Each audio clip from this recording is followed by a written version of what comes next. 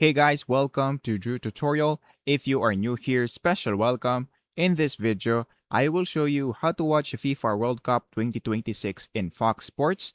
So the first thing that we are going to do is to open our browser. And then once you open your browser, on the search bar, just search for Fox Sports right here. And then click on enter. Once you do that, you will see this first link. So you just have to click on it. And then in this part, once you do that, what we're going to do is to just look for FIFA World Cup 2026 right here. So click on it. And then in this part, you should be able to see this button. So just click on it. And then in this part, of course, you'll just have to, of course, register or log in into your account. If you don't have an account, you just have to click this. So they have a 3-day free trial. So click on it.